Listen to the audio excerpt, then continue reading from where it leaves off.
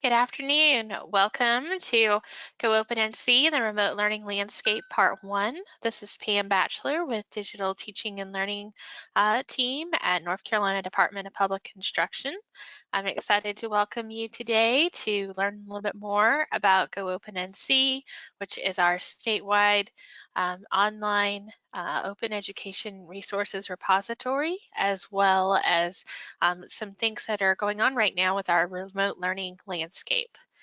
So we're going to get started with just making sure we can troubleshoot some issues with connecting to the webinar.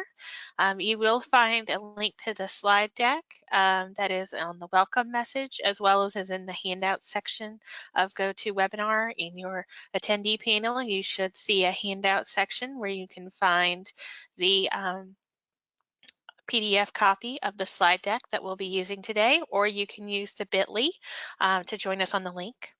We're going to ask really quickly if there's any, make sure everyone can hear us and see us or see the screen. So we're going to start with a quick poll of if you can hear us talking, if you can hear the presenters talking. And we do have several hundred people registered right now for the webinar. So we're going to give everyone just a minute to get joined in and connected. All right. So we do have a few folks that are having some audio issues. We have facilitators with us that I'll introduce in just a minute, and they're going to help us make sure we troubleshoot audio issues within GoToWebinar. We do have one more question to ask right now, and that is if you can see our presentation that's being projected. So if you could see that screen just a minute ago.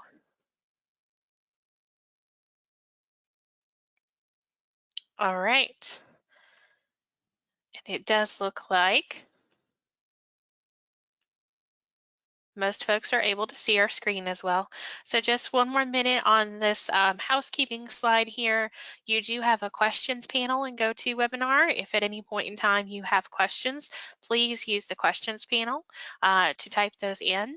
GoToWebinar does keep a track of your questions, so there's no need to ask a question multiple times. We do have over 1,000 folks registered for today's webinar, so please be patient with questions, but we have facilitators and we will answer your questions as quickly as possible. But GoToWebinar does keep track of who asks what questions, so we will make sure to get to your question just as soon as I can. If you're having those audio issues, there is a link on this slide for the audio troubleshooting guide, which walks you through step-by-step how you can troubleshoot issues if you're joining us on a phone versus on a computer. It walks you through, so please make sure you're using that troubleshooting guide. All right, so some introductions. I already started. I'm Pam Batchelor from DPI. You have my email address as well as my Twitter handle. Please feel free to follow me, and then I'll let Joanna introduce herself. Hi, I'm Joanna Scamitzi. I'm a North Carolina biology teacher, and I also work for the Institute for the Study of Knowledge Management in Education, ISKME, and we've partnered with NCDPI to build the platform that you'll be learning about today, GoOpenNC. So you have my email and my Twitter handle. Look forward to connecting with you today.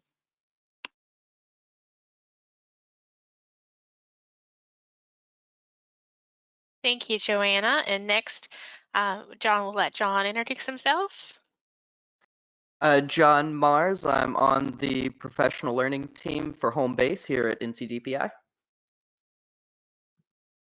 Thank you, John. And Molly.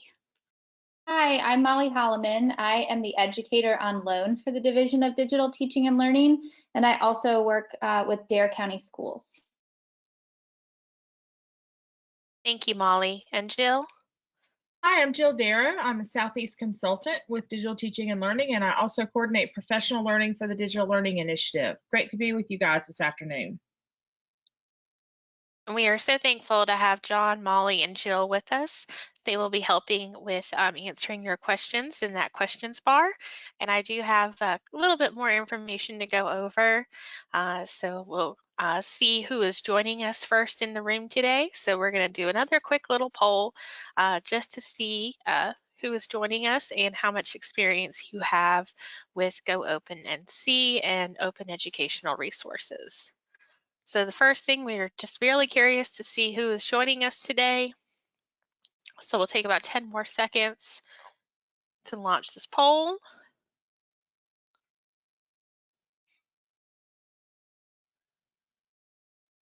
All right. I'm going to close.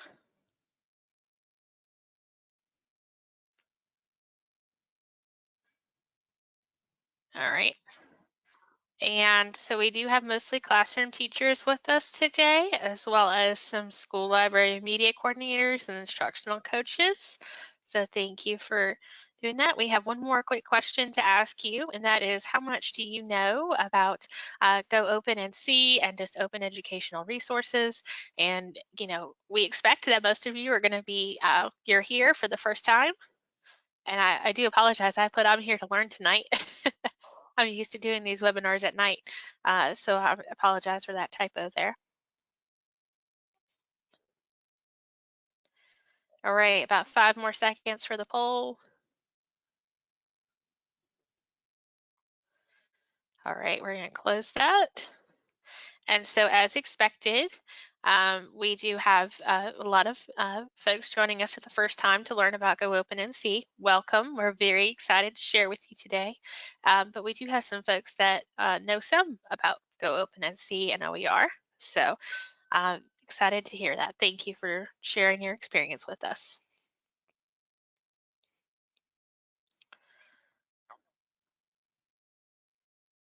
All right. So I do have, I think, one more slide about CUs.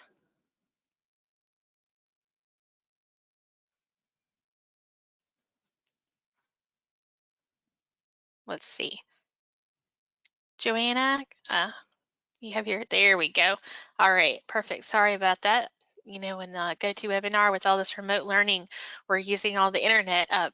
We're definitely giving a good load test for all of our internet providers.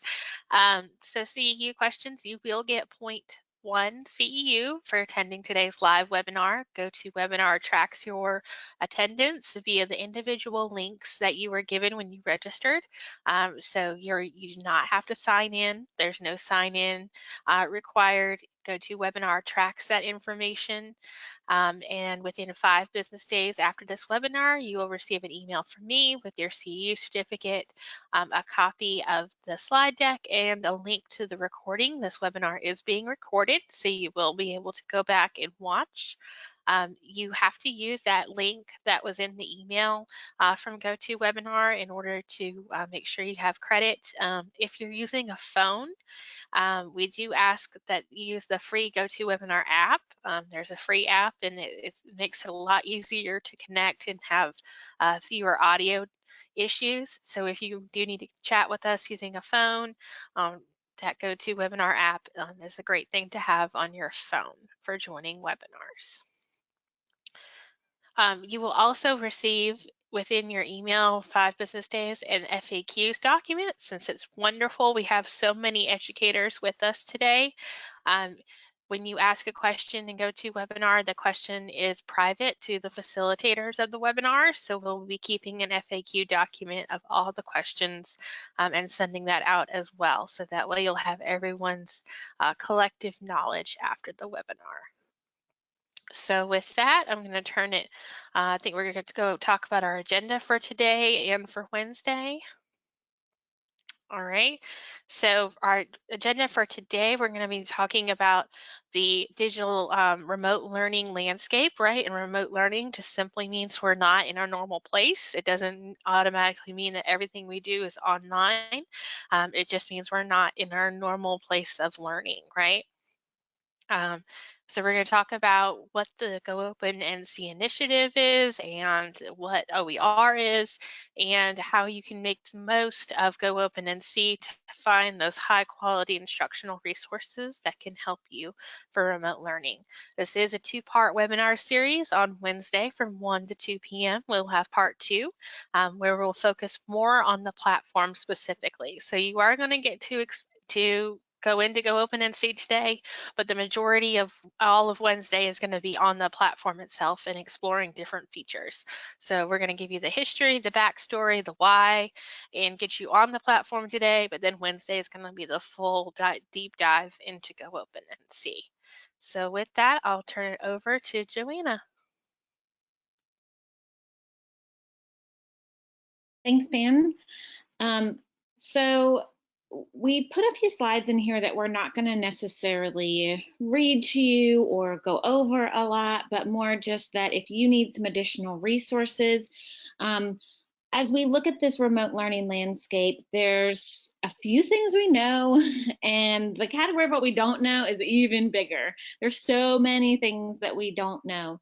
I'm excited to be a part of this Go Open initiative for a long time, but the remote learning is especially important to me because I teach right now for North Carolina Virtual Public Schools. I teach students who are in the OCS program who have severe and profound disabilities, and so the remote learning landscape has always been a long part of my educational pathway lately. And so when we're talking about these remote learning changes in our lives and our students' lives, we know that there's a lot of difficulty right now, right? There's a lot that we don't know. And so we do want to just ask you right now to take a moment to think about, as you've been navigating this new pathway, this new landscape for you and your students, is there anything that's popping up that you're thinking like, oh, this actually feels like an opportunity, like I'm actually embracing this part of it, knowing that there are many parts that maybe feel too foreign or too uncomfortable to embrace right now, but just curious if there's anything that's kind of coming up to you as an opportunity. And what we're hearing from teachers is that some teachers are thinking, I might really redefine what student engagement looks like, because maybe some of my students who traditionally don't participate in class are really now participating virtually. Or maybe I'm seeing the opposite effect. Some teachers are really saying, I really want to re-examine my curricular materials. I really want to look at different usages of materials and how I use them. And others are really finding ways to collaborate with new colleagues. We love the work that Mariah Morris, the North Carolina Teacher of the Year, is doing to help teachers share the resources that they are developing, because we know that right now many of you are developing things entirely from scratch, because this remote learning landscape is very, very different from your traditional, what we call face-to-face classroom. So we're excited that we think that GoOpenNC can actually help you with all three of those aspects, that if any of those three bullet points around student engagement, curricular materials, or collaborations is giving you that pick-me-up right now, that you can do that on the platform. We do know that for many of you, you are balancing the fact that some of your students have digital access and your public school unit is expecting you to provide digital access, but that you're also providing for students who don't have digital access. And so while today's webinar is focusing on the GoOpenNC platform, we did want to offer you some things to think about and some resources in this webinar on these slides that might help you navigate the parts that you don't have the answer to. One of the biggest things that we just want to remind some of you is there is a difference between no digital access and limited digital access. So trying to think about, well, it doesn't mean that I have to send paper copies of everything, but maybe that I just can't expect them to join me synchronously. So again, today we're going to really be digging into this GoOpenNC platform. And on the platform, you will find tools that are digital based, but you'll also find tools that you can download and make paper copies of. As we dig into this digital access piece, we know that there is a lot of responsibility that comes for both educators and students. We hope that your public school unit has been talking to you about student safety and student privacy. We are sure that many of you have already done some social emotional learning with your students and their families around digital responsibilities for the students themselves. We do just want to remind you, your guidance counselors can be a really great tool for you right now to help you navigate this remote learning landscape. Our webinar series today and tomorrow is focusing on how teachers can effectively and efficiently use digital educational resources. We want to help make sure that you can find what you need, share what you're creating in a really efficient way. So you see here the digital learning competencies for the teachers, looking really around the intellectual property rights of, do you have access to share the resources that you're sharing digitally? One of the biggest things that we've seen at the beginning of this remote landscape was a lot of teachers doing read alouds.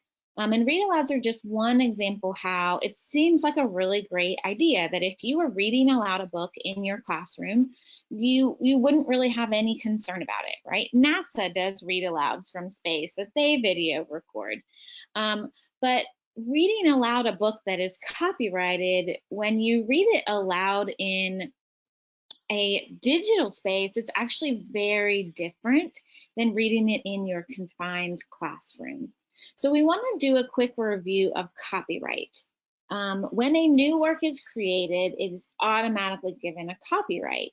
You don't have to register it to get the copyright. If it is something that you have created, then you automatically are the copyright owner.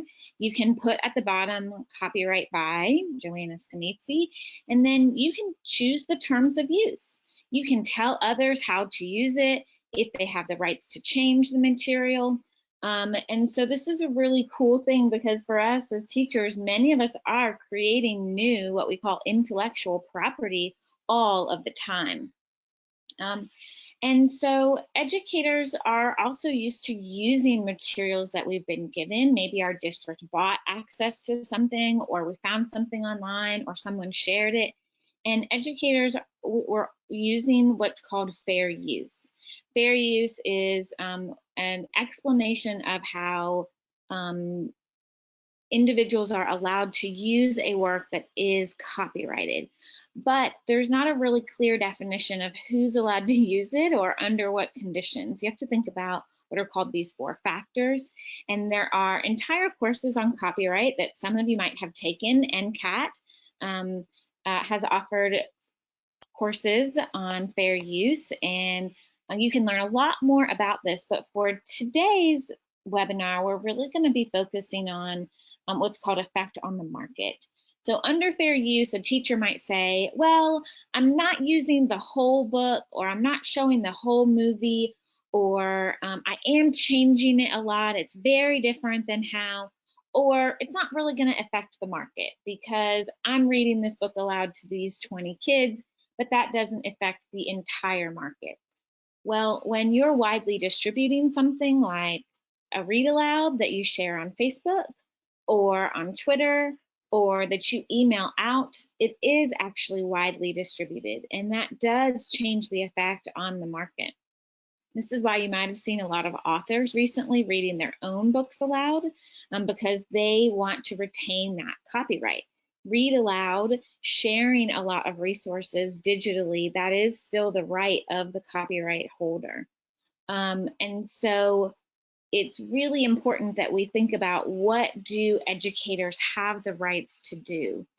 A lot of resources are actually given the license, all rights reserved. If you have bought something, if you've bought access to something like BrainPop or if you've bought something off of Teachers Pay Teachers, or if your district bought something, if you read the terms of use, it will usually say all rights reserved.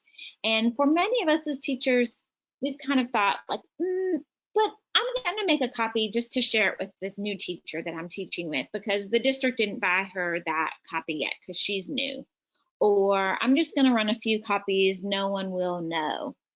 It turns out that especially on the digital space, there are entire programs that know if you have posted something that is that has a copyright on it, and you'll be told to take it down.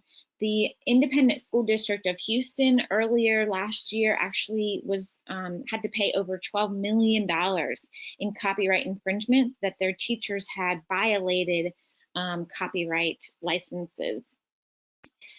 So some educational resources are given what's called a custom license, some rights reserved, especially if you've ever purchased something. It might say you're allowed to make 20 copies of this. Or if you've purchased like a software like BrainPop, like, oh, you're allowed 20 students. And again, we want to make sure that we're not violating that by saying like, oh, just use the same login or XYZ. The third option is what's called no rights reserved. This is when something has been put in the public domain and anyone is able to use it in any way they wish. Anything from the federal government, so any NASA resources are actually public domain. During this time, there are what are called temporary licenses. So Penguin Random House has actually granted temporary license for educators to do read-alouds of any of their books. However, it's not a straightforward ability. You'll notice if you click on the link as well, that what you'll see is there are really specific rules. If you do it, you have to upload it to YouTube, you have to set it to unlisted, not public, and then you have to host it on a specific platform, and then it has to be removed from the platform at the end of the school year, and you have to complete this form in order to receive approval. So these are temporary licenses that are being granted now, but won't be granted permanently. When schools return, all of those temporary licenses will expire, and anything that you had will have to be taken down. So what does this mean? What really are our options as educators? How do we make sure that we're not violating copyright code now or at any time? Because those violations can really reflect both upon us as educators, but also come back to be fines and be official copyright trouble. So NCDPI has shared some really great resources with you. If you haven't been to their remote learning page or their frequently asked questions about remote learning, definitely make sure that you visit those. There's also some copyright frequently asked questions pages as well. What we're excited about is to encourage educators to use what are called open educational resources. These are resources that have been given a particular license that allows no cost access, free use, free adaptation, free redistribution. So OER stands for Open Educational Resources. And that's not any brand or tagline. We've made it into a proper noun because it's a whole category of resources that are free and open for educators specifically to use. So you might be finding a whole textbook, like CK12 has whole textbooks that educators can use, which is great because you can move the chapters around, you can edit the questions directly in the textbook. You might be finding course material like student handouts or web quests. You might be finding lesson plans, videos, software, games, anything that you would use to help teach a student might be licensed open educational resource. But what does that license look like? And so I did post a video here that will talk to you a lot more about what OER are and the history of how they came to be. What is an open license? But these licenses, you might have seen them before, they're called the Creative Commons licenses. So I'm going to take a minute here to stop talking and be comfortable with a little bit of silence to let you just look at these licenses.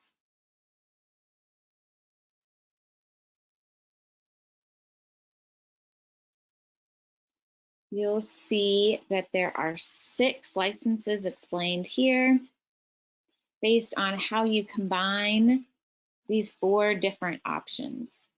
So every single Creative Commons license. Creative Commons is a nonprofit that said, gosh, when everyone writes their own terms of use for how a resource can be used, it gets really complicated. And you have to go in there and read, and well, I can do 20 students, but not 21.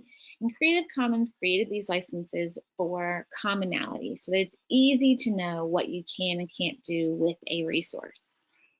All of these resources, if it has a Creative Commons license on it, request that you give attribution. So if I use a slide deck from someone else, even if they're giving me credit, I need to say, this slide deck is from whomever, right? And even whether I'm using it with my students or I'm using it in a professional learning situation, I need to give attribution for whomever created it based on how they request me to credit them. And this license at the top is what we call the most open. It means that from there, as long as you give me attribution, you can do anything you want with this resource, which is what teachers love to hear, because of course we're going to make copies, we're going to distribute it, but even more, we want to edit it. We want to do what we call remixing, right? We're kind of like the DJs of the classroom. We want to remix materials to be the best fit for the students in front of us. So we know that we might cut out this question and add it and rechange the wording there. And unless we have the actual license to do that, then we're actually not following the terms of use for whom created it. So this is why educators love to find resources that are Creative Commons licensed by, because it just means I give attribution. From here, you can see that the usage gets narrower and narrower, but this next one is still pretty open. I have to give credit, attribution, and I also have to share it the same way that that person shared it. So if Joanna makes something and I put Creative Commons by SA on it and that's all, anyone is able to use my work as long as you give me credit and you also share it as share alike. So you can make whatever edits you want, but any edits you make have to have the same license that I put on it. You have to share it by Creative Commons by SA. The next license means that if I make something and I share it, you can do whatever you want with it, but you can't make money off of it. That's what's called non-commercial. And so for many of us, we think, oh, of course, open education resources would never make any money.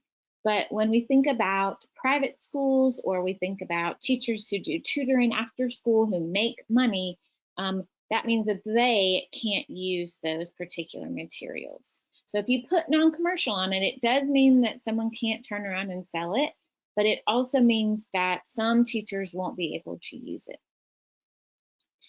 This is the one, Creative Commons by ND. This particular license means no derivatives, no changes. So a lot of resources that are given this license, ND, no derivative, they're actually usually shared in PDF because the original creator does not want any changes made to that original resource. And sometimes that's really purposeful. We have some resources from Tools for NC Teachers that are in PDF form and no derivative because we don't want any change. The original authors don't want any changes made to them. They feel that the pedagogy needs to be taught exactly as it was written. So if you use it, you agree to use it in exactly this way. So those are kind of the 4 main icons that you see here. And then you see different ways to rearrange it. So it might be that it's non-commercial and share alike. It might be that it's non-commercial and no derivative. You could also put SA on here. But really, you have these 4 main icons. And these are the licenses that you can use. One of the really exciting things when I first learned about these is anytime I make an educational resource or anything, I get to put a license on it. I'm the creator, I own the copyright, and I get to put a license on it. I try to put a attribution on all of mine because I love getting things that I get to change and modify. Even if I'm just tweaking a little something here or there, it's always been important to me to make modifications. So I want to offer my things up for people to make better and use, and I want to have access to others. At ISKME, we talked about knowledge management means not reinventing the wheel, sharing the knowledge that we have, making sure that others don't have to reinvent the wheel. And these licenses are such a part of that, because why should all of these thousands of teachers across North Carolina, all, especially right now, be reinventing the wheel, recreating online digital resources for our students, when really we could just be sharing them and saving that creation time and actually iterating and improving them?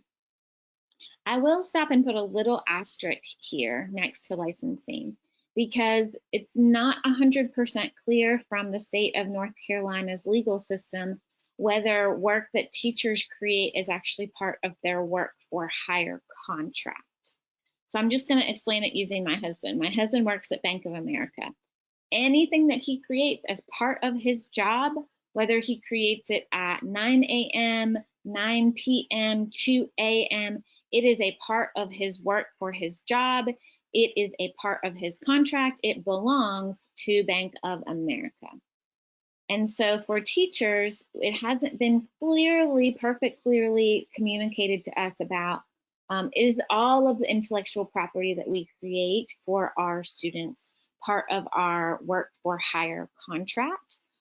What you do right now get offered is, right now we are encouraging teachers to start putting these Creative Commons licenses on their work, because as of right now, you are getting to choose how you license your work.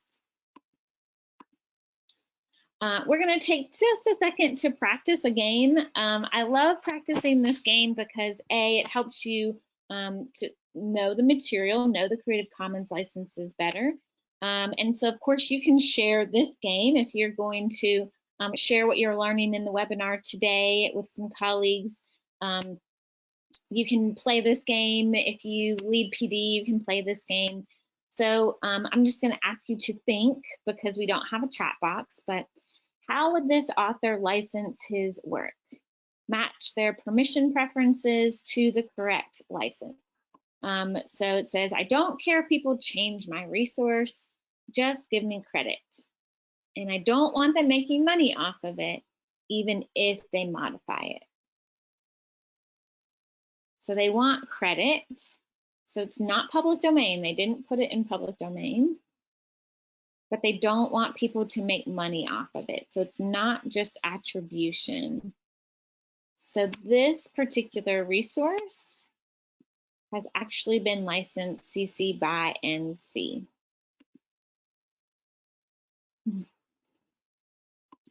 So we'll do one more. People can use my resource as long as they credit me, but they can't change it, and I don't want them making money off of it. So you'll notice that neither of those talked about having to share it the same way. So it's not the share alike. You have to give attribution. They can't change it, no derivative, and we don't want them making money off of it. So you've selected the right license, right? So that game is linked here. You'll notice that I have the right to use this. I'm going to give credit to Kenneth Leroy Busby. I even have the right to change this if I want. I might make this into a PowerPoint. I might take these prompts and make it into a PowerPoint, because I can change it as long as I give credit. And when we talk about giving credit, we do want to remind you to give what's called conspicuous attribution. And we've shared some resources here on what are the best practices.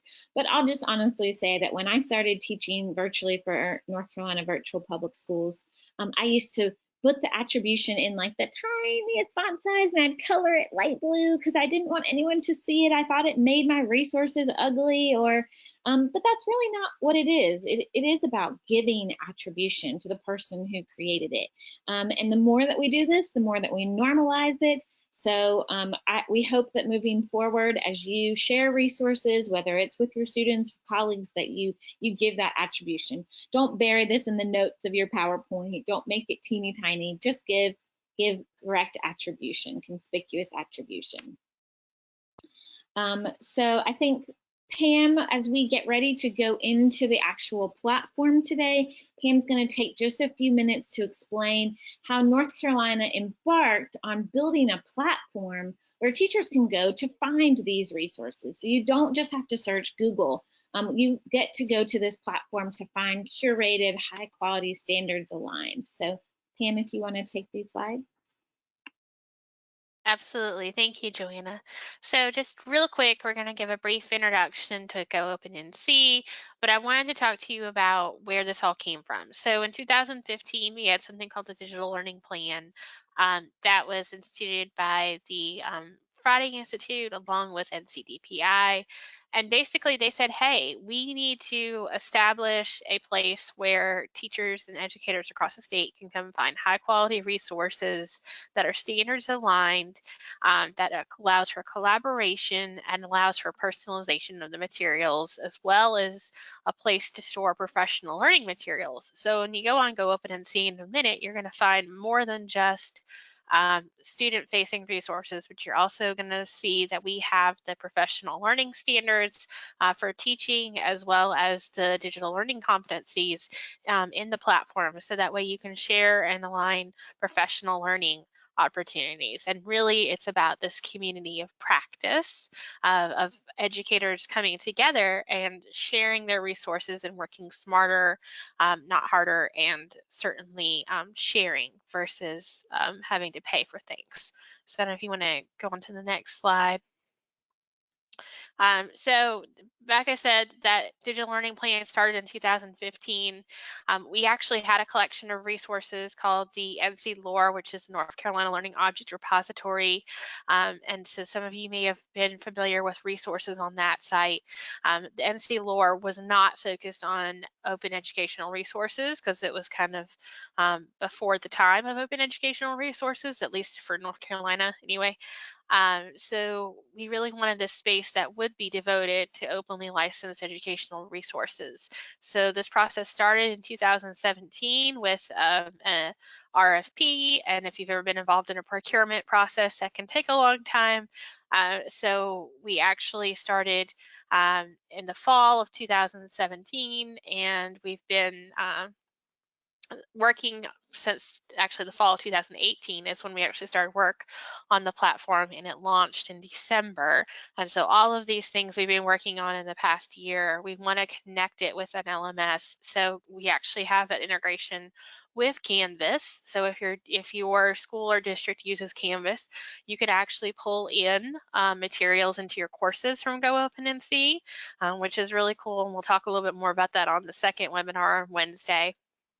But just be aware that that is there and it's an option. And of course, we are continuing to revise and make the platform better as we go based on your collaboration and feedback.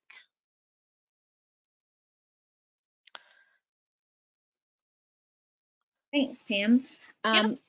We do just want to share with you, like I said, I am a North Carolina teacher, but I also do work with ISKME, and they are a nonprofit. We like to share one really important piece with you as we talk about this platform, because North Carolina's platform is its entirely own platform, but it's based off of a national platform called OER Commons, and you have access to that. Anyone can access that platform. As Pam said, North Carolina decided to have their own, what we call microsite, small site, because that allows them to have their own digital library with just North Carolina standards aligned resources. One of the reasons we like to talk about the national platform is because we do want to make sure that teachers know that resources we'll always be able to kind of back upload to this national platform. And we're always constantly working to curate things that are found nationally that also align with North Carolina standards as well. So we're really excited that we've done a tremendous amount of work, as Pam said, leading up to this. We've had hundreds of educators who've already been doing what we fondly call care, right? We have hundreds of educators who have already been contributing. And one of the discussion prompts that you'll be asked to do today, tonight, before Wednesday is think about, what am I ready to contribute? Do you have a resource that you've made that you are willing to openly license and contribute? We have other educators who say, well, I'm just a first year teacher. No, I haven't made anything. But you can actually contribute by improving the things that already exist. We'll show you Wednesday how to do what we call remixing. You'll really be a DJ on Wednesday when we show you how to remix a resource on the platform. But even if it's just how you go about giving attribution, or how you go about making sure that the materials that you use, that you share openly.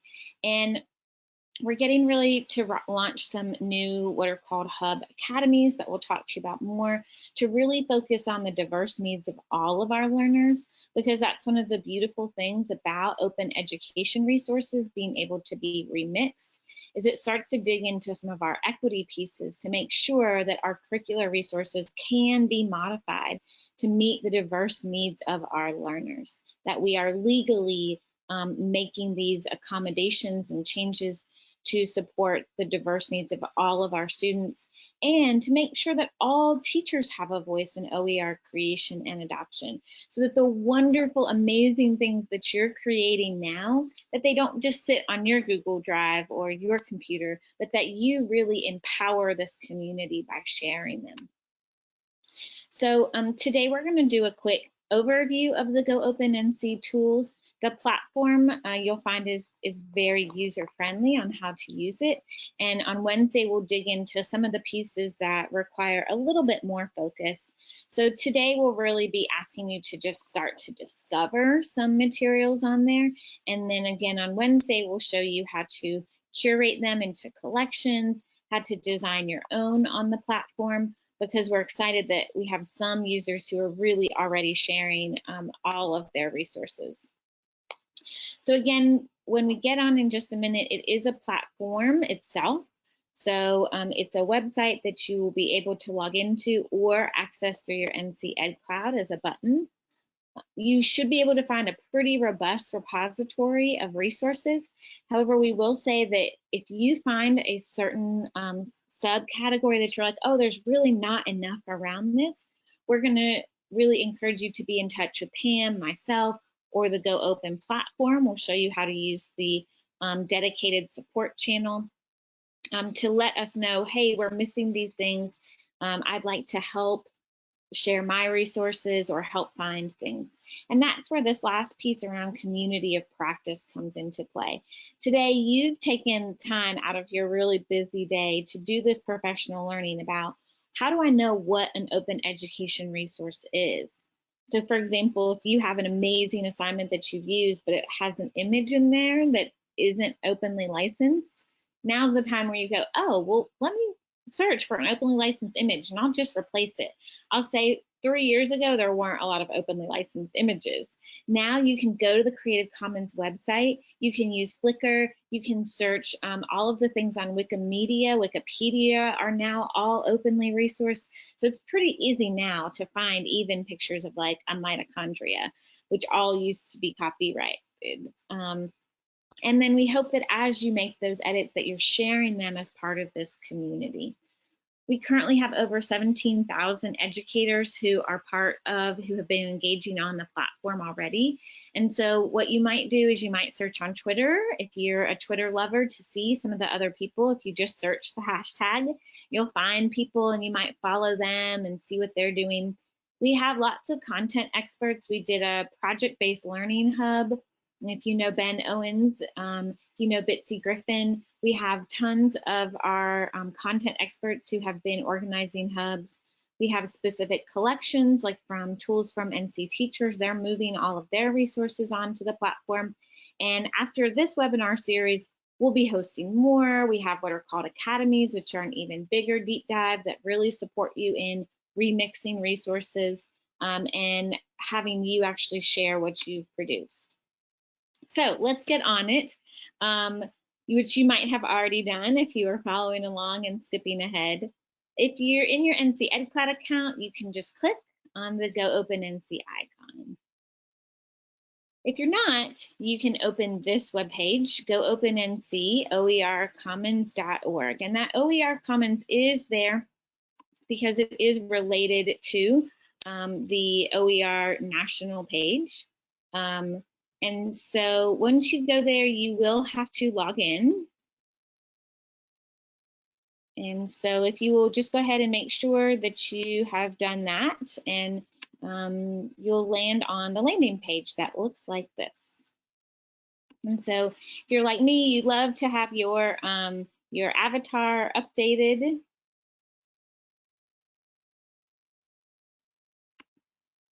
You will notice in the top left corner up there what's called the GoOpenNC Toolkit. There are a lot of resources there that if you're digging in and you're not a very inquiry-based person, as a science teacher, I'm all like, just go on the platform and explore and find your way. And I don't need to tell you how to use the platform because I'm very inquiry-driven, like just wander around, wander. But some people really like a more stepwise walkthrough fashion, and we will do that a bit on Wednesday. But there's a whole toolkit here to help you learn more about OER. There's some videos here at the bottom if you want to watch, pretty short, straightforward, which we all know we want in this digital age. Today, we're going to be doing this part. We're going to be joining a group. So I just want to talk to you for a quick moment about the organization, because for most people, when they start searching for resources, oh, that makes sense. I know what to do. But when they start looking at, well, what's a hub and what's a group and what are these collections and what does it mean to be a provider, they have a few questions. So if you're down in the rabbit hole of the platform, I'll ask that you come up for air for a minute, take a breath, let us explain the taxonomical organization. If you are a library media specialist, we're glad to have you on. And as science folks, we love taxonomy. We love how things are organized. And so we compare the national OER Commons page to like the Library of Congress, this big overarching library where you can find anything, but sometimes it's hard to really find what you're looking for. So the GoOpenNC webpage or platform is really kind of like a North Carolina specific library. And so then you go on the platform and you start searching for things. But as part of the structure of that library, we have what are called hubs. And a hub, you can actually see this for yourself. A hub is going to be a collection of particular groups and particular resources. So it's like a wing in the library. We can collect a lot of things together. So we can have a lot of groups together under one hub, right? Kind of like a transportation hub. Lots of things coming in and out, but they all have something in common. So NCDPI has created a remote learning resources hub. You'll see here groups for every single content area that you could join. You'll see Mariah Morris's Teacher of the Year video lesson series that she's been curating, and you'll see some additional resources. And so a hub allows you to collect a lot of things under one structure. But sometimes we just want to be in a group. So what we're going to be asking you today is join a group for this webinar series. So while you might join one of these groups on this hub, I'm going to take a second to ask everyone to click groups and click see all groups. And so I'll do that. I'll do that breadcrumbs, I'll do that navigation one more time just to get everyone there together. If you click groups at the top, I'm in a lot of groups, but you might not be. Click see all groups. And that's going to give you a list of all of the groups that are currently on the platform. Anyone can make a group. You could make a group right now. Look, you could create a group. You can't create a hub. That requires a lot more architecture, backwards coding and designing, but you can make a group. So we had someone in our last webinar series who wanted to make a group about support structures for students who have dyslexia. And she said, well, can I make that? Absolutely. But first you might want to search and make sure there's not already one out there. You could filter it based on whether it's for instructors or students. You could search by subject area. We're going to ask you right now to search by remote learning. So if you were searching something else, come back. It's very rabbit hole-y. Once you get in there, you just want to explore, explore, explore. But come back for a minute. You're in groups, you're in See All groups, and you're searching remote learning. And so we're not the Google Classroom group. We are these 4 here. So we'd like for you to join one of these 4 groups today, because as part of your CEUs, as part of your exploration of the platform, we are going to have you do what we call some discussion boards, some foldering work. And so we wanted you to have a place to explore. So I'm a high school biology teacher. I would click remote learning 9th through 12th grade. And I'm already in the group, but you would just click join the group. Joanna? Mm-hmm. So we're having some folks who are saying they're lost, and that's okay. I did want to point out that on slide 29 of our slide deck, we have links to every group of the groups that we want you to join. So it might be easier instead of you trying to navigate through the system. If you go to slide 29, you can see the link to the specific group that you would like to join. So that might be a quicker way to get you right into the group in the platform if you're having trouble so far. And you do have to log in with your NC EdCloud login. So, you know, whatever you use to access PowerSchool or SchoolNet, that's what you're going to need to get into the NC EdCloud. So I just wanted to pop in with both of those. So click on slide 29, and the slide deck is in the handout section of GoToWebinar if you haven't joined in on the slide deck. Yes, thanks, Pam. Absolutely. So we wanted to make it easy for you by putting these links here if you're following along. So I should have go ahead and popped that slide up before I jumped over to walk you through it. And I'll take a second just to take everyone back as well. So one of the big reasons we want folks to join a group when they join GoOpenNC is that we really don't want this to just be a place to find resources. We don't want this to just be a place where you come and Google, you know, search by keyword. We really want folks contributing. And one of the biggest ways that you contribute and collaborate is by being a part of a group. So when you're part of a group, they'll always show up here under My Groups. If you haven't joined one yet, today we're asking you to join these remote learning groups. So you would click Groups, See All groups, and then there are many, many groups that have been made, so you would enter remote learning as your search. And when you hit enter, just these 5 pop up. And we're not Google Classroom, we're one of these 4 here. So if you will join one of these groups, when you click on it, like if I were a K-12, maybe I'm a K-12 dance educator, which I actually am, also licensed that. I'm already part of it because I made the group, but you would click join this group. So once you are in a group, you will now be able to do some additional things. And those things are what we're going to ask you to explore today. We're not going to take the time on the webinar to walk you through all of it, because we do want you to do a little bit of this inquiry, like click around, like, oh, well, what if I click here on discussions? Or what if I click members? Or what is a group resource? Or what does this folder mean? So hopefully now you joined one of our 4 remote learning groups. If you haven't, as Pam said, please go back to the bit.ly that has the slides published, and you can click on one of these links, which will take you right to it. You might join more than one if you're certified in more than one grade band. And then steps 3, 4, and 5 are what we're going to ask you to do on your own before Wednesday, because we think that you'll be able to navigate the platform and be able to find a resource. So we're not going to tell you how to find a resource because we think that you'll be able to find it. And we're not going to tell you how to save it yet because we think that once you find one, you'll look and see, oh, there's the save button.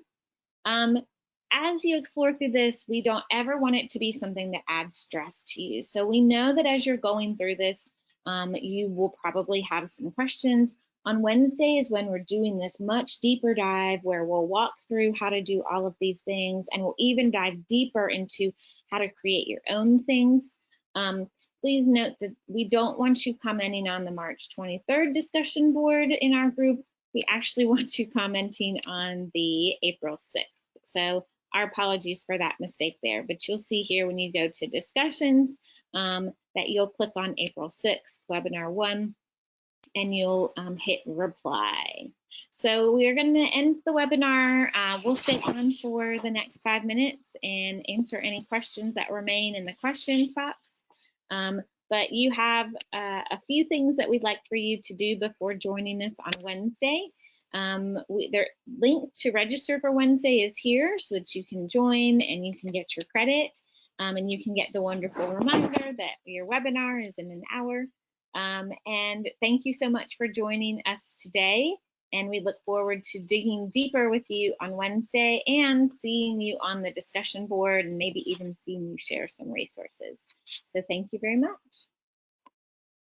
Yeah, and just to share a few reminders, this is totally not, homework that's required. We hope you will jump in and look at the platform, but we also understand how many things you have going on right now. And between today and Wednesday, you may not have a choice or a chance. So on Wednesday, we will be going back over these steps and doing a deeper dive in the platform. So if, you just want to wait till you get the recording of this webinar and go back through, that is perfectly fine. And we will come back and rejoin on Wednesday from 1 to 2 p.m. And also, if you teach multiple grade bands, you are welcome to join multiple groups. And if you're an art teacher and you teach high school, you're welcome to join the high school specific band. You're welcome to join the K-12 group that we have as well. So it's up to you and your exploration and what you feel will be beneficial to you. These groups are all open to you, and you, as Joanna pointed out, can even create your own group. So if you're looking for something very specific and don't see it in the groups, feel free to do that. So within 5 business days, you'll be getting an email from me with your CEU certificate, a link to the recording of this webinar, a link to the FAQs or frequently asked questions, and a copy of the slide deck. So thank you all very much. And thank you to John, Molly, and Jill for joining us today and helping with the chat and the questions. And we hope to see you all on Wednesday from 1 to 2 o'clock. And again, it's a separate registration link. So please make sure you click on that registration link and register. Thank you.